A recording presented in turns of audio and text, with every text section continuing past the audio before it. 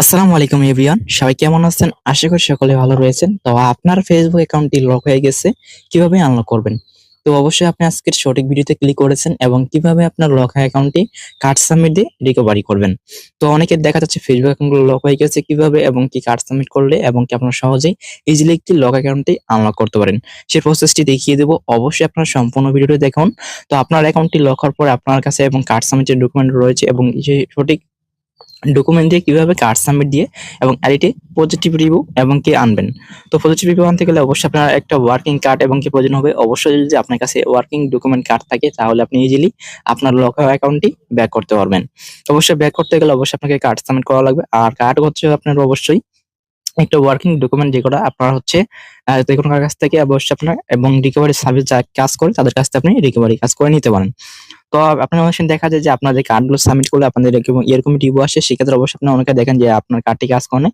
এটা দেওয়ার রিভিউ হচ্ছে আপনি মানে বুঝতে পারতেছেন না যে আপনার কার্ডটিকে পুনরায় সাবমিট করুন। যার কারণে এরকম হচ্ছে নাম, ডেট অফ বার্থ ভুল দেখাচ্ছে। সেক্ষেত্রে অবশ্যই ঘাবড়ানোর কিছু নেই। তো অবশ্যই যেটা আপনি ট্রাই করবেন। আবারও হচ্ছে সেম কার্ডটি আপনার অন্য যে কার্ড আছে সেটা ট্রাই করার চেষ্টা করবেন। তাহলে কিন্তু আপনার এরকম রিভিউ থেকে অবশ্যই আমার কিন্তু ১ম আমি সাবমিট দিই। আমার কিন্তু এরকম নেগেটিভ রিভিউ আসে। পুনরায় যখন আমি সাবমিট দিই তখন কিন্তু আমার এবং কি পজিটিভ রিভিউ চলে আসে। তো অবশ্যই আপনারা হচ্ছে ডিপেন্ড কার্ডটি সাবমিট করবেন। যেটা আগে সাবমিট করছেন সেটা না সাবমিট দিয়ে অন্য আগে যে এবং ডিপেন্ড কার্ডগুলো আছে সেগুলো সাবমিট দিবেন। তাহলে কিন্তু আপনার পজিটিভ রিভিউটা চলে আসবে।